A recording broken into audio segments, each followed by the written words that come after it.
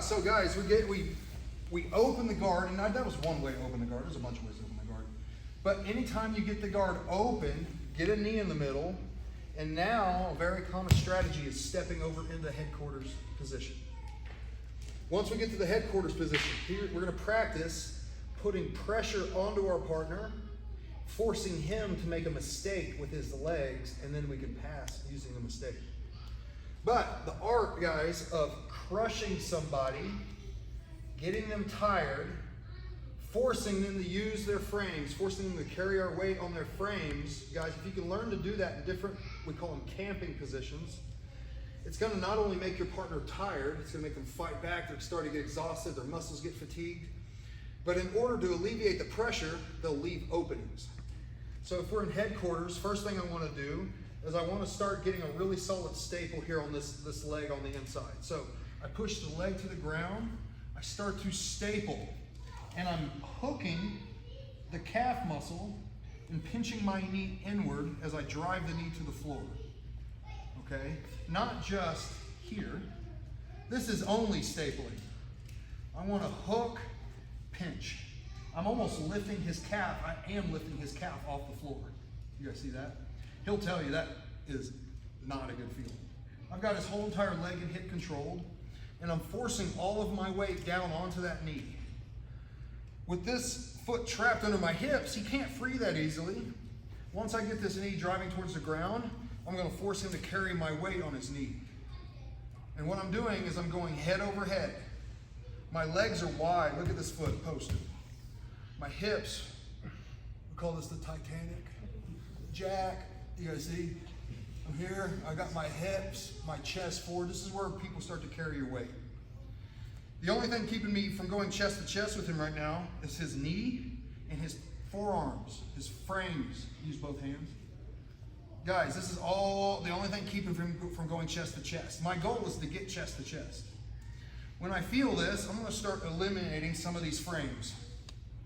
So I grab his wrist and his hands, I start pinning him down to his stomach or chest. Anytime he reaches up towards me to push me off, I'm hand fighting this, you guys see?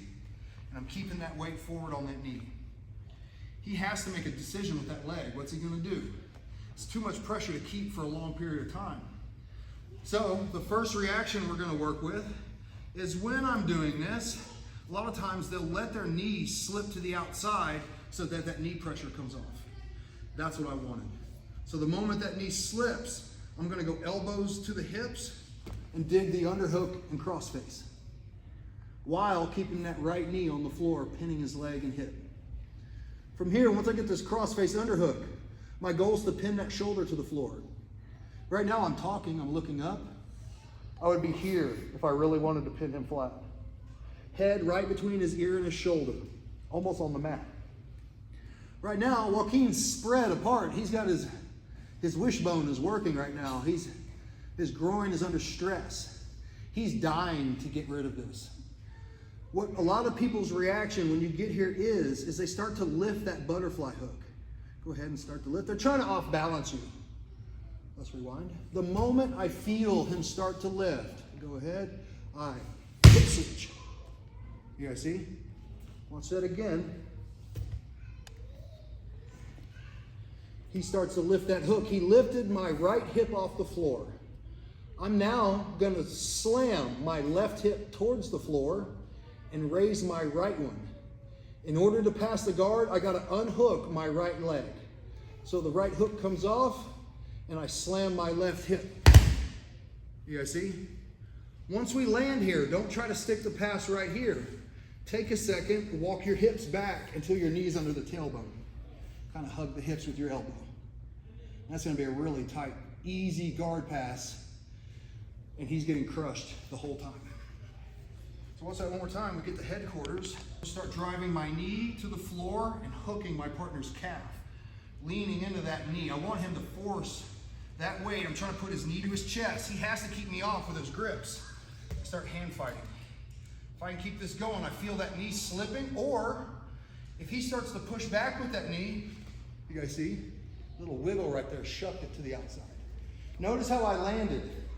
I had his hands, I dropped my elbows inside, and I start to dig that crossface and underhook.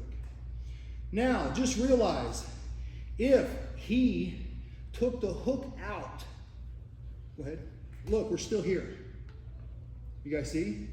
And I can still pass with the windshield wiper. 1, 2. But the most likely scenario is when you get here, they're gonna lift that hook. When they do, let them, and then slam right through it with the hip switch. Does that make sense? You can also practice the other one if you want. It's not hard. Once we get here, don't forget, walk it back, control the hips. Make sense? Let's try it. 1, 2. So, when we get here, we start putting pressure on this guy. What we talked about is if I can get that knee to the outside, a lot of times this guy will realize his foot is stuck and they'll favor to try to windshield wiper it out and go here. You guys see? That's a very common thing that you're gonna have to be ready for. And if I keep this leg up like so and keep the staple, I can pass from here too. I'm still chest to chest, it's just half guard, but his legs are split wide open. If I ever feel this, you can play with this. You're gonna windshield wiper and replace your staple here. You guys see? I'm still leg riding. I didn't try to fully pass in one motion. Once I windshield wiper, whenever I feel like I can, I'll get the knee and bring it past the leg. You guys see? So that's another alternate method. And just to be honest, if the guy just doesn't have a good guard and you're crushing him and taking all the life out of him, a lot of times you can just do that, if that makes sense. But I usually do it in steps just to be safe. Now, what's gonna happen is when you're in here, I'm ready for that to happen at all times. So if I was here, I haven't fully gotten chest to chest, he's like pushing me away. Usually right as they create that space, they'll circle that foot out. And that's what I'm trying to do right there, catch it.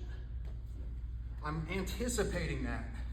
So the moment it circles, I just catch. My hand is like ready. I'm bringing the back of my hand inside, right? That's all I need. Now, guys, watch this. I'm gonna bring the leg up, shelf it, and immediately I'm going to the far shoulder, not the same side, opposite shoulder, and I'm looking to pin that leg down still. What I have to be ready for, right now I'm putting pressure, but I know he's gonna push back. So the moment he pushes back, I change my grips. This is where we're trying to get right here. Now he's in big trouble.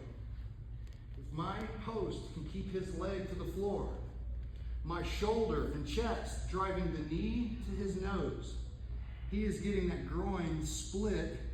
His mobility is going down. It's very difficult for him to move and the pressure is on. What's usually gonna happen here is you're gonna have to learn your balance because they're gonna be fighting, they're gonna be pushing, they're gonna be trying to free all this. Just keep it going. If I have to, I'll put my knee back in. And he'll push back, I'll put the hand back. You guys see? The one thing I just never want to have happen is my hand hitting the mat on the front side of his leg. That would be terrible. So if anything happens, if he pushes back, I let my hand stay back here, not in front of the leg, because I can either scoop or go to re-pin at any time. But here's the pass. As I drive his knee to his nose, once I feel like he's cooked and it's the appropriate time to pass, angle off with your feet first. You guys see? It's not a huge angle. And now I drive my chest forward, head up, and watch what my eyes do. I just look back, and that pops that leg right across, and I'm chest to chest. Immediately cover the shoulder. You already have the leg blocked, so if he tries to turn back towards you, he can't. You got a nice guard pass. So it's basically just using that same pressure to get to a stack pass. And the details on the stack pass we can get good at, but the big thing is understanding how to get to headquarters and start cooking them. As they push back, they're gonna start making mistakes like that. When you see that leg come up, shelf it, cross shoulder. I reach in, I kind of use my hand with my leg a little bit. When they push back, I just come up to my toes and then I keep the forward pressure here. They can push back a lot. Just keep chasing them. Keep chasing them, keep chasing them, keep chasing them. Eventually they'll stop. After they're cooked, angle off, Drive forward with your chest. Look at. Cover the shoulder. Make sense? Shot ready.